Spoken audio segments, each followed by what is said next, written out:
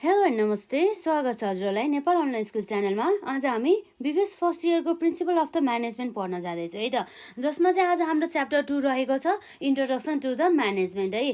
हामीले पार्ट 2 सम्म कभर गरिसक्यौँ। आज हाम्रो रहेको छ पार्ट 3 है त। यदि हजुरहरूले यसभन्दा अघिका क्लासेसहरू अटेन्ड गर्नुभएको छैन भनेदेखि गर्नु होला, र केही अब भन्छन् के टर्महरूको बुझेन भनेदेखि चाहिँ कमेन्ट सेक्सनमा राख्नु होला है त। र आज चाहिँ हाम्रो विशेष गरी हाम्रो यहाँ रहेको छ प्रिन्सिपल अफ द म्यानेजमेन्ट है त। हामीले यसभन्दा अघिका क्लासेसहरूमा चाहिँ कन्सेप्ट अफ द म्यानेजमेन्टका साथै हामीले म्यानेजमेन्टको चाहिँ यो क्यारेक्टरिस्टिक्सहरूको बारेमा चाहिँ हामीले छलफल गरिसकेका छौँ। र आज चाहिँ हाम्रो मुख्य गरी यहाँ टपिक रहेको छ प्रिन्सिपल अफ द म्यानेजमेन्ट है त।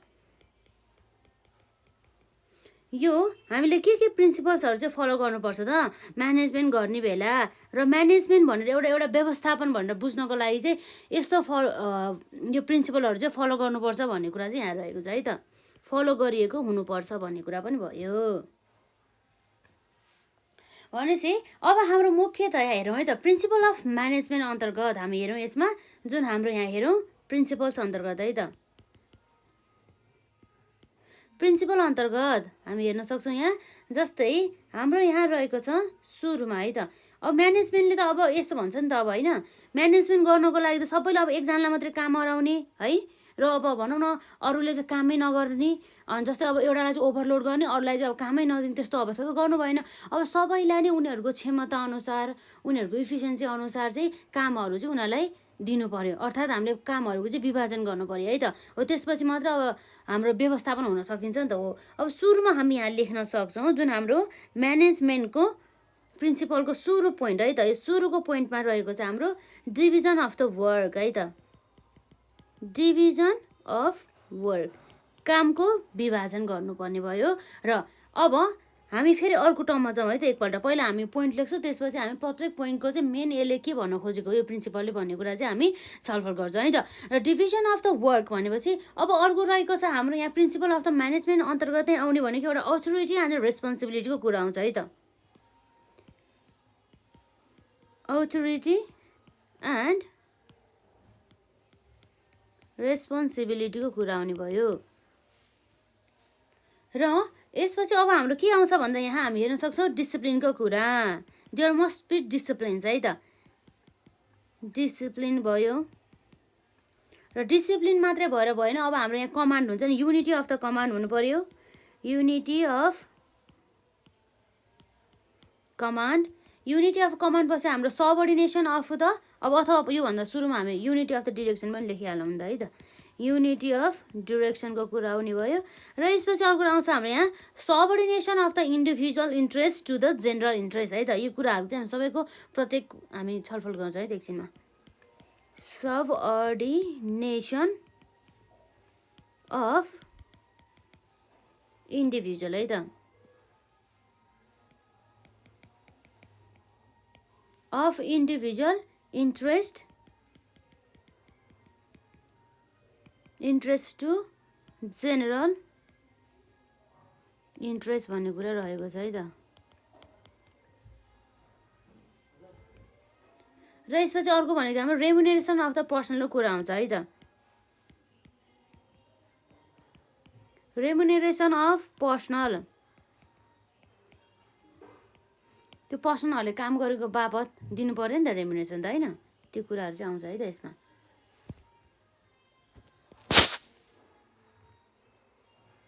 र यति मात्र नभएर हाम्रो अर्को यहाँ के पाइन्छ भन्दाखेरि चाहिँ यसमा चाहिँ लगभग हाम्रो जस्तै सेन्ट्रलाइजेसन एन्ड द डिसेन्ट्रलाइजेसन आउने गर्दछ।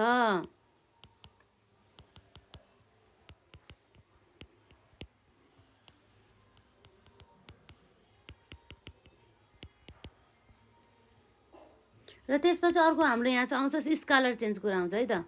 स्कालर चेनको कुरा आउने भयो। र त्यसपछि अर्को हाम्रो यहाँ रहेको छ अर्डरको कुरा आउने भयो। र अर्डर मात्रै नभएर हाम्रो आउने भयो इक्विटीको कुरा आउने भयो।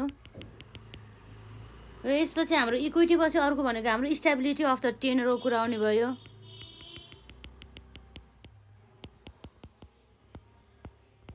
स्टेबिलिटी अफ द टेनर आउने भयो। र त्यसपछि हाम्रो अर्को भनेको चाहिँ हाम्रो इनिसिएटिभको कुरा आउने भयो।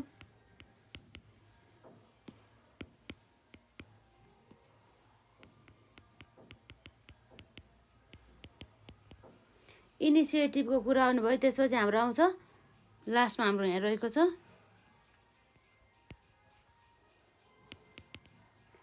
स्प्रेड दि क्रप्ड भन्छ है त्यसलाई। अब हेरौँ है त हाम्रो प्रत्येक यो प्रिन्सिपलले चाहिँ के भन्न खोजेको रहेछ भनेर हेर्छौँ है त। यसरी चाहिँ हाम्रो लगभग यो हाम्रो प्रिन्सिपल अफ द म्यानेजमेन्टको चाहिँ प्रिन्सिपलहरू हामी हेर्न सक्छौँ। एउटा भनेको हाम्रो division of the work, authority and the responsibility, disciplines, unity of the command, unity of the direction, subordination of the individual interest to the general interest, remuneration of the personnel, र साथै हाम्रो centralisation and the decentralisation of the scalar chain, order, equity, stability of the tenure, initiative, esprit de corps भन्ने कुरा आयो है त। Script the crops कुरा आयो। र अब विशेष गरी चाहिँ यो हाम्रो डिभिजन अफ द वर्क भन्ने कुरा अब हजुरहरूले बुझिहाल्नुभयो। कस्तो भन्दाखेरि कुनै पनि स्पेसिफिक वर्कमा है, स्पेसिफिक वर्कमा चाहिँ एउटा इम्प्लोइलाई त्यहाँ के गर्नु पर्यो त, असाइन गर्नु पर्यो। तर त्यो इम्प्लोइसँग चाहिँ त्यो काम गर्नको लागि चाहिँ के हुनु पर्यो भन्दा चाहिँ उसँग चाहिँ इफिसियन्सी हुनु पर्यो भन्ने कुरा रहेको छ। र त्यो इफिसियन्सी पनि अब होइन, अब एउटा इम्प्लोइले चाहिँ एउटै क्षेत्रमा काम गर्दा चाहिँ उसको इफिसियन्सी चाहिँ बढ्छ भन्ने कुरा चाहिँ हाम्रो यो प्रिन्सिपलले चाहिँ गर्ने गर्दछ है त। अर्थात् हामीले यहाँ मुख्यतया यो जुन हाम्रो डिभिजन अफ द वर्कलाई लेख्ने बेलामा है छुटाउनै नहुनुपर्ने कुरा हामीले के हो भन्दाखेरि चाहिँ, अर्थात् के भन्दाखेरि चाहिँ भनौँ न इम्प्लोइहरूलाई चाहिँ अर्गनाइजेसनले चाहिँ के गर्नु पर्यो भन्दा चाहिँ मस्ट बी असाइन्ड, इम्प्लोइहरूलाई है त अर्गनाइजेसनले इम्प्लोइहरूले के गर्नु पर्यो भन्दाखेरि मस्ट बी असाइन्ड। अर्थात् अब हेरौँ है त, मस्ट बी असाइन्ड वाट भन्दा मस्ट बी असाइन्ड ओन्ली, मात्र के भन्दा मात्र स्पेसिफिक है, स्पेसिफिक टाइप अफ वर्क भन्ने कुरा रहेको छ। Specific type of the work, एउटा स्पेसिफिक क्षेत्रको काम मात्रै लगाउनु पर्यो। किन भन्दाखेरि टु इन्क्रिज इफिसियन्सी, यसरी एउटा व्यक्तिले एउटै क्षेत्रमा धेरै टाइम काम गर्दाखेरि उसको झन् इफिसियन्सी चाहिँ बढ्न जान्छ र उसलाई धेरै कुराहरू चाहिँ एउटै क्षेत्रमा चाहिँ एक्सपिरियन्स बन्न जान्छ नि त। द्याट्स वाइ है त यो कुरा चाहिँ हामीले एक्जाममा लेख्दाखेरि चाहिँ यति कुरा चाहिँ छोड्नु भएन है त। कसले भन्दा चाहिँ इम्प्लोइजहरूलाई है त, इम्प्लोइजहरूलाई कसले दिने भन्दा चाहिँ बाइले अर्गनाइजेसनले काम त दिनु पर्यो। कस्तो क्षेत्रमा काम दिने भन्दाखेरि एउटा इम्प्लोइलाई एउटा क्षेत्रमा, जसो कारणले गर्दा त्यो इम्प्लोइ चाहिँ त्यो एउटै क्षेत्रमा काम गर्दा चाहिँ उसको इफिसियन्सी चाहिँ वृद्धि होस् भन्ने कुरा चाहिँ गर्ने गर्दछ। यो हाम्रो हुन्छ भन्ने कुरा गर्छ यो हाम्रो प्रिन्सिपल अफ द म्यानेजमेन्ट अन्तर्गत डिभिजन अफ द वर्कले है त। र यसपछि हाम्रो डिभिजन अफ द वर्क पनि भयो। र यसपछि हाम्रो के आउँछ भन्दा अथोरिटी एन्ड द रेस्पोन्सिबिलिटी। यो पोइन्ट अब हाम्रो यो प्रिन्सिपलले के भन्छ हेरौँ है त। अथोरिटी एन्ड रेस्पोन्सिबिलिटीले है त, यो अथोरिटी एन्ड रेस्पोन्सिबिलिटीले अब हाम्रो के भन्छ भन्दाखेरि चाहिँ अब कुनै पनि व्यक्तिलाई एउटा अधिकार मात्रै, यो अथोरिटी मात्रै नदिएर उसलाई उसको रेस्पोन्सिबिलिटी पनि दिनुपर्ने हुन्छ। यदि उसले आफ्नो अथोरिटी युज गर्छ भनेदेखि उसँग चाहिँ उसले चाहिँ आफ्नो जिम्मेवारी पनि के गर्नुपर्ने हुन्छ त, वहन गर्नुपर्ने हुन्छ। यदि अथोरिटी मात्र दिने तर रेस्पोन्सिबिलिटी नदिने हो भनेदेखि त्यस्तो अवस्थामा चाहिँ त्यो व्यक्ति के हुन्छ भन्दाखेरि इरेस्पोन्सिबल बन्न जान्छ भने चाहिँ त्यहाँ चाहिँ अथोरिटी र रेस्पोन्सिबिलिटीको चाहिँ एउटा इक्वेसन बराबर चाहिँ दिनुपर्ने हुन्छ। यदि अथोरिटी अनि बराबरको रेस्पोन्सिबिलिटी दियो भने त्यतिखेर मात्रै चाहिँ एउटा भनौँ न इफेक्टिभ ढङ्गबाट चाहिँ हाम्रो म्यानेजमेन्ट हुन जान्छ भन्ने कुरा चाहिँ गर्दछ है त। यसमा भने चाहिँ अब हामीले यसमा छुटाउनै नहुने कुरा भनेको हामीले एक्जाममा लेख्दा यो कुराको यो प्रिन्सिपलको बारेमा अब जस्तै हामीले के गर्नु पर्यो, ब्यालेन्स मिलाउनु पर्यो है त। Balance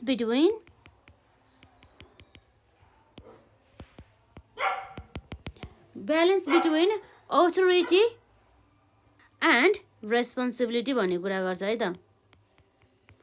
authority and the responsibility बिच चाहिँ ऊ चाहिँ ब्यालेन्स हुनु पर्यो भने चाहिँ अब यसरी ब्यालेन्स किन मिलाउनु पर्छ भन्दा दिनुपर्छ यो अथोरिटी र रेस्पोन्सिबिलिटी बिच भन्दाखेरि, किन भन्दाखेरि अब उनीहरूले भनौँ न अब एउटालाई अब अथोरिटी मात्रै दिएको छ, अब त्यस्तो अवस्थामा उसँग रेस्पोन्सिबिलिटी छैन भनेदेखि त्यस्तो अवस्थामा उसले चाहिँ त्यो अथोरिटीको चाहिँ मिसयुज गर्न सक्छ नि त। हो त्यो मिसयुज नहोस्, अथोरिटीको चाहिँ प्रोपर वेबाट चाहिँ त्यसलाई चाहिँ युज होस् भन्ने ढङ्गले चाहिँ यसरी अथोरिटी र रेस्पोन्सिबिलिटी चाहिँ बराबर ढङ्गबाट दिनुपर्छ भन्ने कुरा चाहिँ हाम्रो यो प्रिन्सिपल अफ द म्यानेजमेन्टले चाहिँ कुरा गर्ने गर्दछ है त। र यसपछि अर्को हाम्रो नम्बर 3 मा रहेको छ डिसिप्लिनको कुरा आउने भयो है त, अनुशासन भन्छ है जसलाई। अब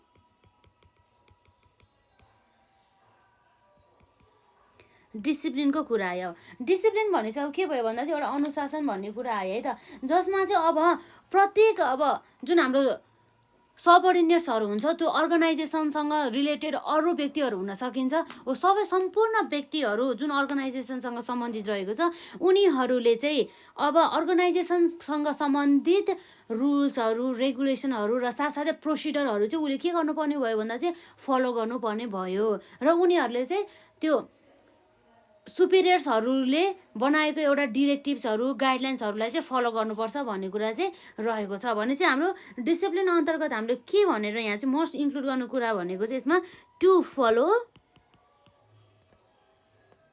द रुल्स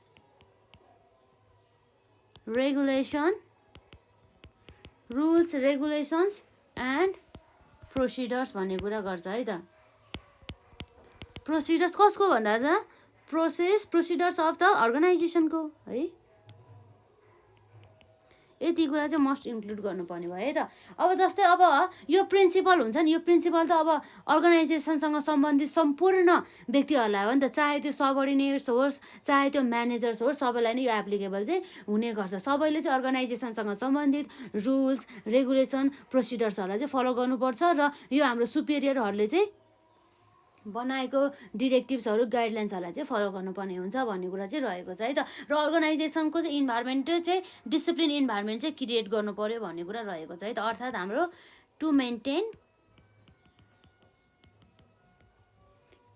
कस्तो भन्दा चाहिँ अब डिसिप्लिन भनौँ न, टु मेन्टेन डिसिप्लिन इन्भाइरोमेन्ट भन्ने कुरा आउँछ है त। डिसिप्लिन इन्भाइरोमेन्ट चाहिँ मेन्टेन गर्नुपर्ने भयो भन्ने कुरा भयो। र यसपछि अब हाम्रो रहेको छ नम्बर 4 अन्तर्गत है त। नम्बर 4 ले अब के भन्छ हेरौँ है त, युनिटी अफ द कमान्डको कुरा गर्छ है त। यसमा एउटा कुरामा फोकस गर्नुपर्ने हुन्छ, युनिटी अफ कमान्डले के भन्छ त विशेष गरी भन्दा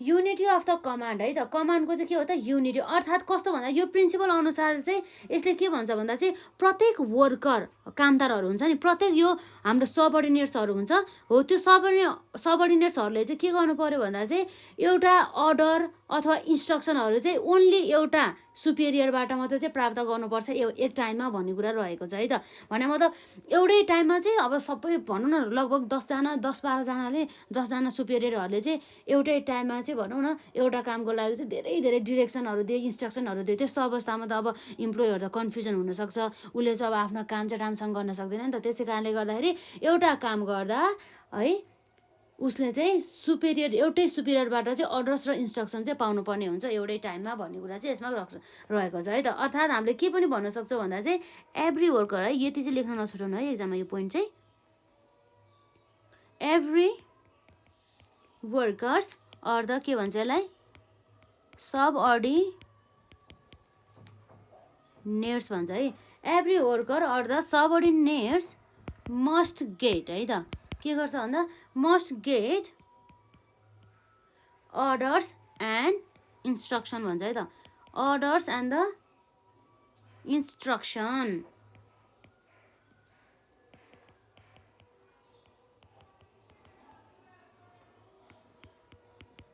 ओन्ली फ्रम कोबाट भन्दा ओन्ली फ्रम वान सुपेरियर है त, only from one superior at a time भन्ने कुरा आयो है, एट अ टाइम यो कुराहरू भयो है त। भनेपछि अब यस्तो कुरा के भन्दाखेरि चाहिँ यसको मतलब यो हाम्रो जुन सबअर्डिनेट चाहिँ रेस्पोन्सिबल होस् ओन्ली एउटा सुपेरियर प्रति मात्र भन्ने कुरा रहेको छ। अब उसले चाहिँ अब अब यो चाहिँ किन चाहिँ यस्तो हुनुपर्छ, युनिटी अफ द कमान्ड किन हुनुपर्छ भन्दा चाहिँ यसरी कुनै पनि कन्फ्युजनहरू चाहिँ हटाउनको लागि, अर्थात् अभोइड कन्फ्युजनको लागि भन्ने कुरा चाहिँ हामीले यहाँ लेख्न सक्छौँ है त।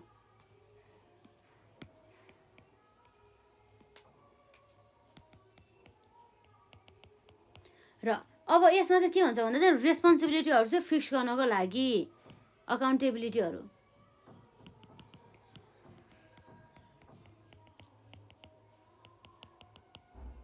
र हाम्रो एउटा वर्कर चाहिँ एउटा सिङ्गल अनि सुपिरियर प्रति मात्रै एकाउन्टेबल अर्थात् रेस्पोन्सिबिलिटी अर्थात् उत्तरदायी होस् भन्ने कुरा चाहिँ कुरा गर्ने गर्दछ है त यसले एकाउन्टेबल भनौँ न यसलाई होइन accountable to a single superior है त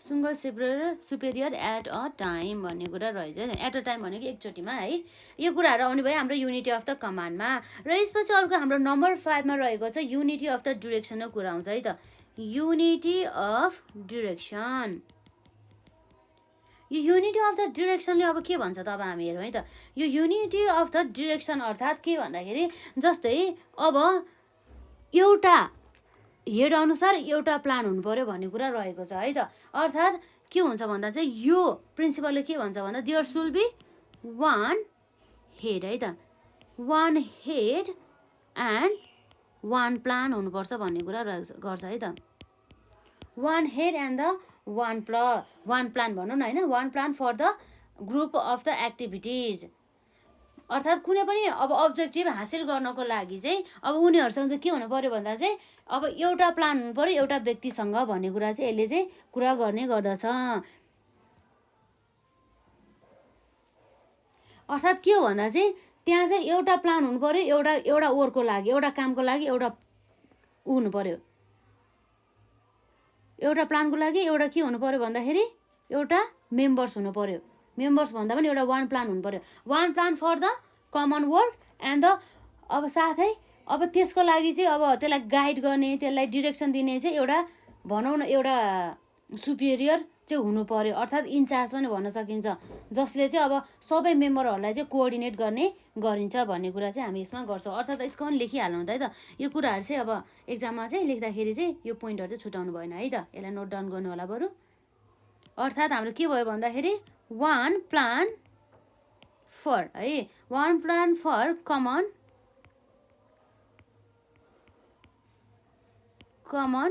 वर्क एन्ड के भन्छ भन्दा चाहिँ वान इन चार्ज भन्ने कुरा रहेको छ है त वान इन चार्ज टु कसको लागि भन्दा टु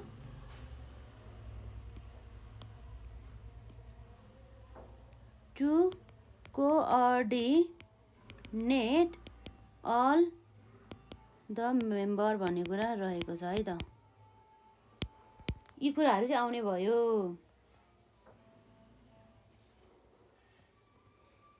यो कुरा यसरी चाहिँ अब युनिटी अफ द डिरेक्सनको कारणले गर्दा चाहिँ अब हाम्रो अपरेसनमा चाहिँ काममा चाहिँ एउटा चाहिँ युनिटी एकता चाहिँ आउने गर्दछ भन्ने कुरा चाहिँ हुन्छ है त्यसमा युनिटी इन अपरेसन भन्ने कुरा भयो है त र यसपछि अर्को हाम्रो यहाँ रहेको छ हाम्रो अब हाम्रो यसमा के सक्यो त युनिटी अफ द डिरेक्सन पनि सक्यो अब यहाँ रहेको छ subordination of the individual interest to the general interest भन्ने कुरा रह्यो है त यो हाम्रो एकदम सजिलो छ यसलाई धेरै भास्ट सोच्नु भएन है हेरौँ है त सबअर्डिनेसन अफ इन्डिभिजुअल है त subordination of the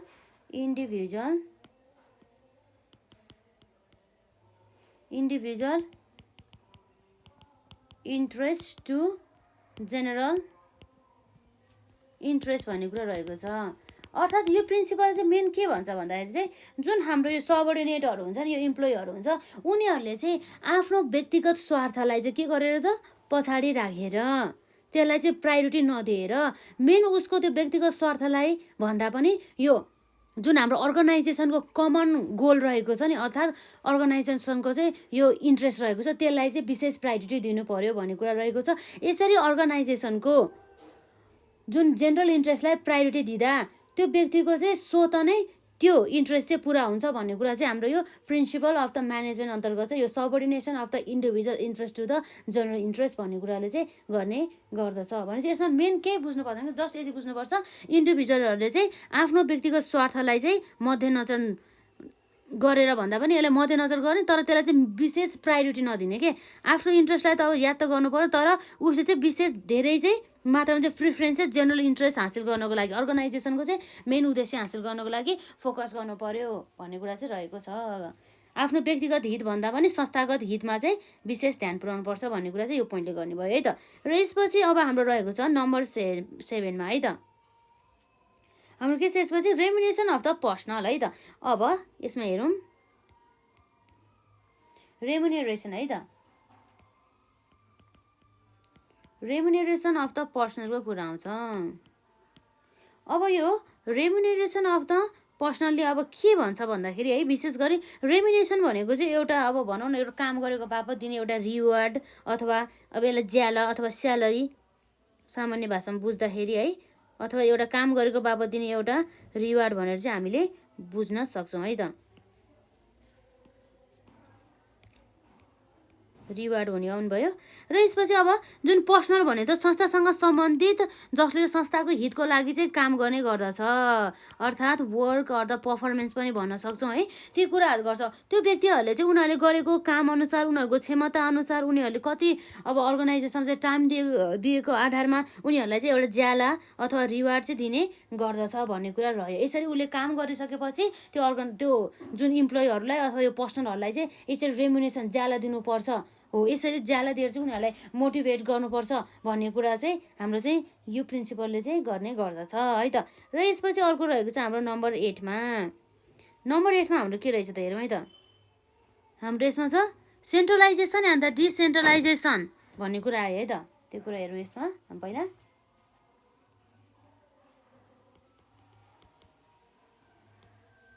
centralisation and डिसेन्ट्रलाइजेसनको कुरा आउनुभयो है त। सेन्ट्रलाइजेसन एन्ड द डिसेन्ट्रलाइजेसन, के को सेन्ट्रलाइजेसन र डिसेन्ट्रलाइजेसन गर्ने भन्ने कुरा आउँछ है त। मेन गरी चाहिँ हामीले यहाँ बुझ्नुपर्ने कुरा चाहिँ के हो भन्दा यो सेन्ट्रलाइजेसन भनेको के हो भनेर चाहिँ बुझ्नुपर्ने हुन्छ है त। सेन्ट्रलाइजेसन भनेको चाहिँ जुन हाम्रो डिसिजन मेकिङ निर्णय गर्ने अधिकार चाहिँ यदि टप लेभल म्यानेजमेन्टसँग मात्र छ भनेदेखि त्यस्तो अवस्थामा चाहिँ यो हाम्रो सेन्ट्रलाइजेसन भन्ने कुरा आउँछ।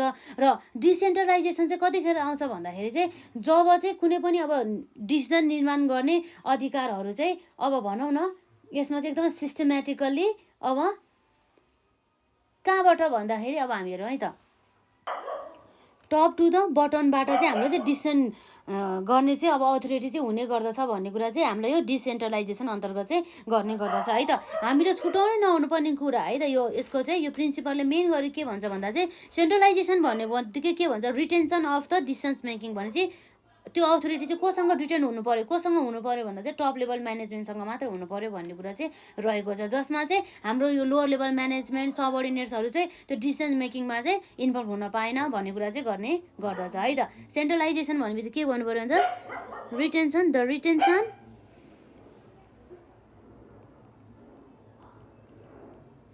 रिटेन्सन अफ के हो त भन्दा the retention of the decision making authority at केमा भन्दा टप लेभल म्यानेजमेन्टमा है त। यो कुरा यति पोइन्ट चाहिँ जुन मैले यहाँ लेखेको छ त्यो चाहिँ अब नछुटाइकन एक्जाममा लेख्नु होला है त। यो चाहिँ मेन अब भनौँ न की पोइन्टहरू हुन्, टप लेभल म्यानेजमेन्ट भन्ने कुरा रह्यो है त। र अर्को अब यहाँ छ अन द अदर ह्यान्ड यो डिसेन्ट्रलाइजेसन भनेको चाहिँ कस्तो भन्दा चाहिँ जुन यो चाहिँ एकदमै भनौँ न डिसिजन मेकिङ निर्णय गर्ने क्षमतालाई चाहिँ एकदमै सिस्टमेटिक ढङ्गबाट चाहिँ विभाजन गरेको पाइन्छ। कसरी चाहिँ विभाजन गरेको हुन्छ भन्दा चाहिँ टप लेभल म्यानेजमेन्टदेखि चाहिँ जुन हाम्रो बटम लेभल म्यानेजमेन्टसम्म चाहिँ पुग्ने गर्दछ। त्यो चाहिँ यसमा चाहिँ एउटा हाइरार्की कि एउटा chain, hierarchy of the chain चाहिँ सृजना हुने गर्दछ है त। भने चाहिँ यो भनेको के भन्दाखेरि systematic division of decision, systematic division of decision making, decision making authority from है त कतिमा भन्दा from top to bottom in a hierarchy भन्ने कुरा चाहिँ गर्छ है त। यो कुराहरू चाहिँ आउने भयो है त। यो कुराहरू भयो। यसरी चाहिँ भनौँ न एउटा यो सेन्ट्रलाइजेसन र डिसेन्ट्रलाइजेसन यो अथोरिटीको चाहिँ अब कस्तो गर्छ भन्दा डिसिजन मेकिङ गर्ने अथोरिटी चाहिँ अब कुनै पनि अर्गनाइजेसनको नेचरहरू अनुसार उसको साइज अनुसार चाहिँ अब निर्भर गर्ने गर्दछ। कुनै अर्गनाइजेसनमा चाहिँ अब सेन्ट्रलाइजेसन हुने गर्दछ है डिसिजन मेकिङ अथोरिटी, अथवा कुनै अब अर्गनाइजेसनमा चाहिँ डिसेन्ट्रलाइजेसन हुने गर्दछ है त। यो चाहिँ सबै केमा भर पर्छ भन्दाखेरि कुनै पनि अर्गनाइजेसनको साइज नेचर उसको अब्जेक्टिभमा नै भर पर्ने गर्दछ है त। यसरी नम्बर 8 पनि हाम्रो लगभग सक्यो है त यो प्रिन्सिपल। अर्को भनेको हाम्रो यहाँ आउँछ स्कालर चेनको कुरा आउँछ। अब यो स्कालर चेनले चाहिँ के भन्छ तपाईँ हेरौँ है त हाम्रो यसमा।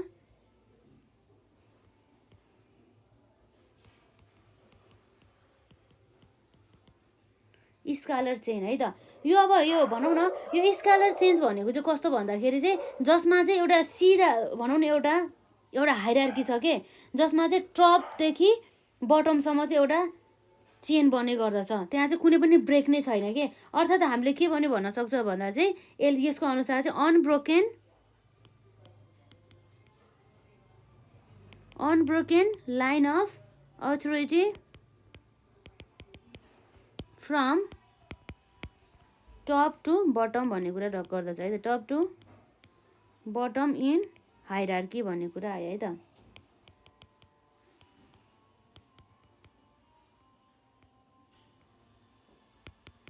हाइरार्की भन्ने कुरा आयो है त। यो अब भनौँ न यो प्रिन्सिपल चाहिँ एकदमै इम्पोर्टेन्ट रहेको छ।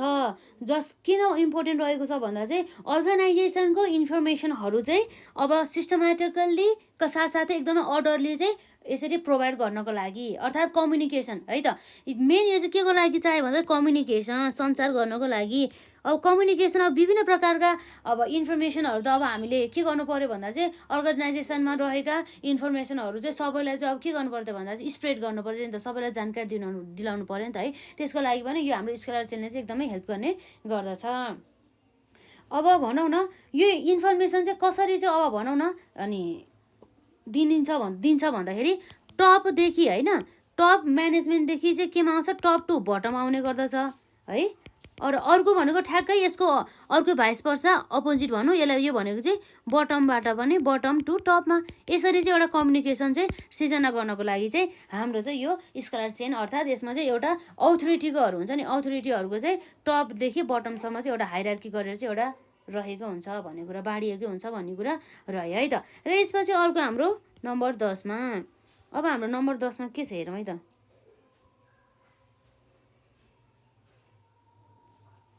अर्डरको कुरा आउँछ है त। अर्डरको कुरा आउने भयो यसपछि।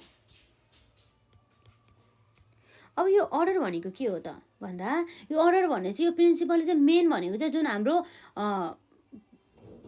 आवश्यक पर्ने हुन्छ नि अर्गनाइजेसनलाई अथवा संस्थालाई आवश्यक पर्ने मानव स्रोत साधन अथवा कुनै पनि अब भने मानव स्रोत साधन मात्र नभएर चाहिँ अरू स्रोत र साधनहरूलाई चाहिँ उसलाई चाहिँ अभाइलेबल गराइदिने कि, अर्थात् त्यसको चाहिँ व्यवस्थापन गरिदिने भन्ने कुरा चाहिँ हाम्रो यो प्रिन्सिपल अफ द अर्डरले चाहिँ गर्ने गर्दछ। अर्थात् हामीले चाहिँ यसमा चाहिँ मेन यो अर्डर चाहिँ केमा कन्सर्ट रहन्छ भन्दाखेरि सिस्टमेटिक है त। Systematic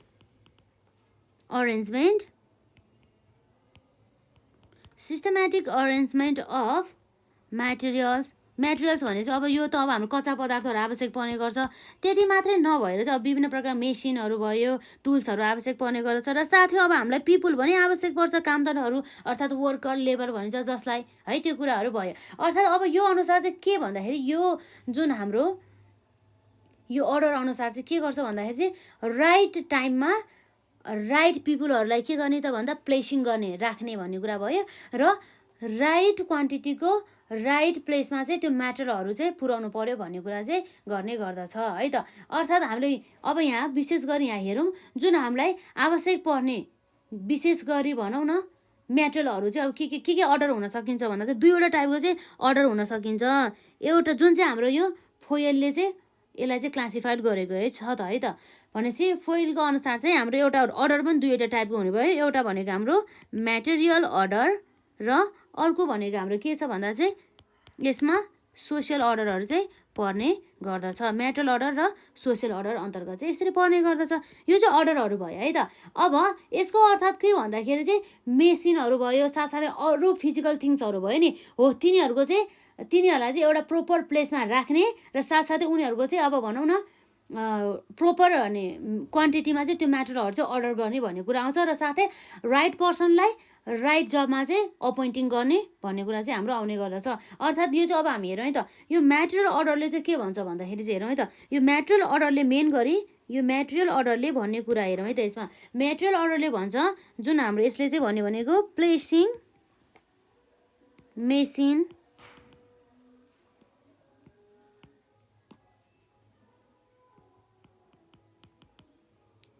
placing machines and other है त, placing machines and the other physical things in proper place है त, in proper place and the quantity, proper place and the quantity is a के हो त भन्दा इज म्याटेरियल अर्डर भनेर चाहिँ बुझिन्छ है त। र यसपछि हाम्रो सोसियल अर्डर अन्तर्गत चाहिँ हाम्रो के पुग्ने भयो भन्दाखेरि चाहिँ जस्तै हाम्रो प्लेसिङ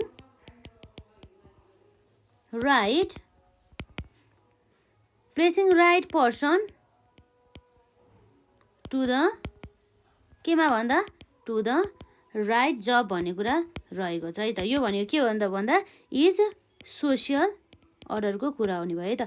यसरी चाहिँ हामीले अर्डर अन्तर्गत चाहिँ हामीले systematic arrangement of the materials and the people चाहिँ गर्नुपर्ने हुन्छ भन्ने कुरा आयो, जसमा चाहिँ अब हाम्रो फोइलले चाहिँ जुन हाम्रो अर्डरलाई चाहिँ दुई भागमा चाहिँ विभाजन गरेको पाइन्छ है त। कहिले भन्दा फोइलले है त, फ्याबुल अथवा यसमा हाम्रो फोइल भनौँ भन्दा पनि भइहाल्यो नि। अब यो त इन्टरनेसनल नेम भनौँ नि त अब होइन। अब भनेपछि अब के हुन्छ भन्दाखेरि अब हाम्रो म्याटेरियल अर्डर हुन्छ, अर्को भनेको हाम्रो सोसियल अर्डर हुने गर्दछ। म्याटेरियल अर्डर अनुसार चाहिँ हाम्रो placing machines and the other machine things in the proper place and the quantity is the material order भन्ने कुरा भयो। अर्को हाम्रो सोसियल अर्डर अन्तर्गत चाहिँ अब सही व्यक्तिलाई चाहिँ सही ठाउँमा भनौँ उसको क्यापेसिटी अनुसार उसलाई सही जब चाहिँ दिनु पऱ्यो भन्ने कुरा गर्छ है त। अर्थात् हाम्रो placing right person to the right job is social order भन्ने कुरा भयो है त। यसरी हाम्रो अर्डर पनि भयो। र अर्को भनेको चाहिँ हाम्रो विशेष गरी यो इक्विटीको कुरा आउँछ है त। यो चाहिँ अब हाम्रो इक्विटीले चाहिँ के भन्छ हेरौँ है त। यो इक्विटीको अर्थात् चाहिँ के हुन्छ भन्दाखेरि जुन त्यो अर्गनाइजेसनको चाहिँ यो प्रिन्सिपलले भन्ने भनेको चाहिँ अर्गनाइजेसनमा रहेका अनि जसले चाहिँ अर्गनाइजेसनको लागि चाहिँ काम गर्छ नि तिनीहरूलाई चाहिँ हामीले के भन्छ भन्दा चाहिँ कामदारहरू अर्थात् इम्प्लोइजहरू वर्कर है, उनीहरूलाई चाहिँ अब हाम्रो अर्गनाइजेसनमा काम गर्ने ती इम्प्लोइहरूलाई चाहिँ हामीले चाहिँ अब अर्गनाइजेसनले भनौँ न मेन गरी चाहिँ सबैलाई चाहिँ समान बिहेभ गर्नु पर्यो। सबैलाई चाहिँ के गर्नु पर्यो भन्दाखेरि एकदमै अब भनौँ न मान सम्मान गर्नु पर्यो अनि सबैलाई चाहिँ इक्वल ट्रिट गर्नु पर्यो। यसमा चाहिँ मेन आउने भनेको एउटा इक्वल ट्रिट हो क्या है, इक्वल ट्रिट कुरा आउँछ। र साथै इक्वल ट्रिट मात्रै नभएर सबैलाई चाहिँ अब न्याय दिनु पर्यो, यदि उनीहरू चाहिँ अन्यायमा परेका छन् भनेदेखि है जस्टिसको कुरा आउँछ। र त्यति मात्र नभएर उनीहरूसँग चाहिँ काइन्डनेसको कुरा आउँछ है, कसैलाई झपार्ने अब पिट्ने त्यस्तो काम गर्नु भएन। अब सबैलाई अब वर्करहरूलाई चाहिँ अब डिस्क्रिमिनेसन गर्नु भएन भन्ने कुरा आउँछ है। डिस्क्रिमिनेसन जस्ता अब भनौँ न भेदभावको कुराहरू आउँछ, उनीहरूको कलर उनीहरूको ल्याङ्ग्वेज उनीहरूको कल्चर अनुसार कसैलाई पनि भेदभाव गर्नु हुँदैन भन्ने कुरा चाहिँ हाम्रो यो इक्विटी अन्तर्गत चाहिँ गर्दछ है त। सबैलाई चाहिँ समान व्यवहार गर्नु पर्यो, सबैलाई चाहिँ उनीहरूले गरेको काम अनुसार उनीहरूलाई उनीहरूको क्षमता अनुसार चाहिँ उनीहरूलाई रेमुनेसन दिनु पर्यो। अब उनीहरूको चाहिँ अब गुनासोहरू सुन्नु पर्यो, उनीहरूको गुनासोहरूलाई चाहिँ अब सल्भ गर्दै जानु पर्यो भन्ने कुरा चाहिँ हो इक्विटी अन्तर्गत चाहिँ पर्ने गर्दछ है त। र यसपछि अर्को हाम्रो रहेको छ नम्बर 12मा है त। नम्बर 12मा हाम्रो रहेको छ यसमा स्टेबिलिटी अफ द टेनरको कुरा आउँछ है त।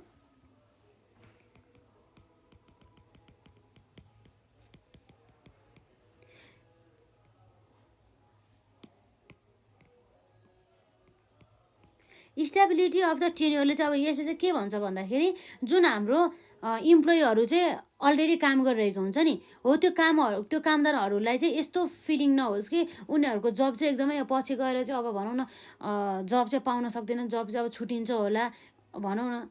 अब एउटा सेक्युरिटी नै छैन, सेक्युरिटी अफ द जब नै छैन के भन्ने मतलब अब जब जतिखेर पनि छुट्टिन्छ, अब कहिलेसम्मको लागि यो जब पाउने हो भन्ने कुरा फिक्स नै छैन हो, त्यस्तो चाहिँ हुनु भएन भनेपछि अब इम्प्लोयरहरूलाई यस्तो फिल गराउनु पऱ्यो कि उनीहरूले चाहिँ अब आगामी भविष्यसम्म चाहिँ उनीहरूले निरन्तर रूपमा चाहिँ जब पाइरहन्छ भन्ने कुरा चाहिँ उनीहरूलाई चाहिँ यसरी एउटा सेक्युरिटी चाहिँ फिलिङ अफ द सेक्युरिटी चाहिँ प्रदान गर्नुपर्ने हुन्छ भन्ने कुरा चाहिँ गर्छ है त। जसमा चाहिँ अब भनौँ न यदि इम्प्लोयरहरू चाहिँ अब उनीहरूको चाहिँ अब भनौँ न टेन्युरमा अर्थात् उनीहरूको जब चाहिँ उनीहरूले कतिखेरसम्म पाउँछ भन्ने कुरा फिक्स छैन भनेदेखि त्यस्तो अवस्थामा उनीहरूले चाहिँ आफ्नो फुल अब भनौँ न क्यापेसिटी आफ्नो फुल इन्ट्रेस्ट लाउँदैन नि त, र उनीहरूले चाहिँ म्यानेजमेन्ट अर्थात् व्यवस्थापन पनि राम्रो गर्दैन, पोर म्यानेजमेन्ट गर्ने गर्दछ हो। यस्तो अवस्थामा चाहिँ अब अर्गनाइजेसनले चाहिँ आफ्नो उद्देश्य हासिल गर्दैन हो। त्यसै कारणले गर्दाखेरि अर्गनाइजेसनले चाहिँ आफ्नो उद्देश्य हासिल गर्नको लागि म्यानेजमेन्टको प्रिन्सिपल अन्तर्गत रहेर चाहिँ यसरी जुन टेन्योर स्टेबिलिटीहरू चाहिँ मेन्टेन गर्नको लागि चाहिँ हेल्प गर्नुपर्ने हेर्नुपर्ने हुन्छ भनौँ न होइन। स्थिरता ल्याउनु पऱ्यो नि त जबमा। अब जबमा अब टेन्योर भएको भाइ छ, भनौँ न एउटा टर्नओभर भएको भाइ छ, चेन्ज भएको छ, आज एउटा आएको छ, आज अर्को आएको छ, फेरि 2-3 दिनमा एउटा आएको छ, त्यस्तो अवस्थामा त अब काम त इफेक्टिभली त हुँदैन नि त। त्यही कुरा चाहिँ हाम्रो स्टेबिलिटी अफ द टेन्योरले चाहिँ गर्ने गर्दछ है त। र यसपछि अर्को रहेको छ हाम्रो नम्बर 13मा है त, यो हाम्रो लास्ट होला है नि त, लास्ट होइन रहेछ, यसमा अझै इनिसिएटिभ रहेछ अर्को। स्टेबिलिटी अफ द टेन्योर पनि भयो होइन, इनिसिएटिभ चाहिँ हाम्रो छुट्टै छ। हाम्रो के छ भन्दा यसपछि स्क्रिप्ट द क्रप्स भयो है त। अब हाम्रो के रहेको छ भन्दाखेरि अब हामी सुरुमा स्क्रिप्ट द क्रप्स भन्दा पनि हामी पहिला इनिसिएटिभ हेरौँ त है त, इनिसिएटिभले के भन्छ भनेर।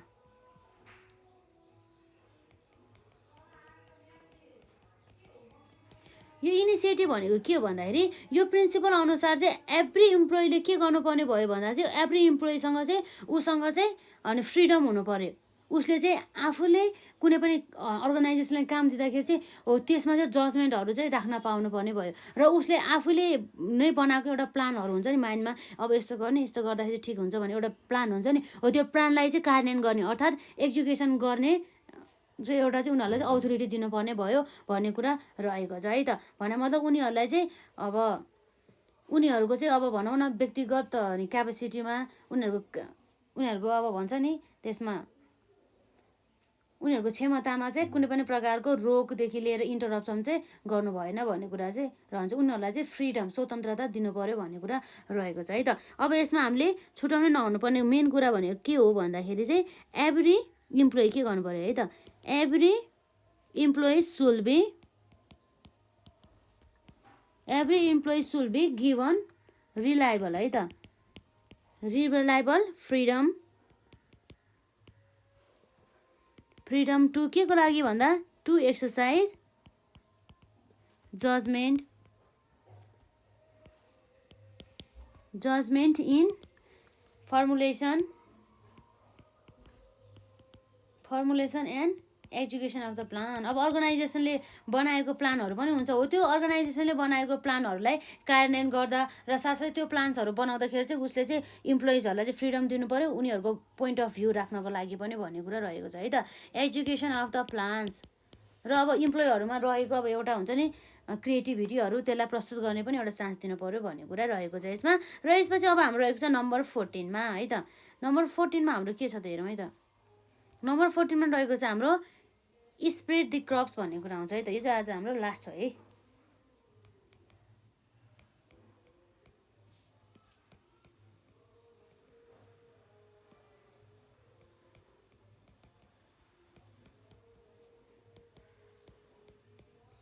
स्प्रेड द क्रप्सले के भन्छ भन्दाखेरि चाहिँ यो अनुसार चाहिँ अब एउटा भनौँ न स्ट्रेन्थ चाहिँ क्रिएट गर्नुपर्ने हुन्छ। कस्तो स्ट्रेन्थ भन्दा चाहिँ एउटा युनियनको कुरा आउँछ है त, युनियन भन्ने कुरा आइज।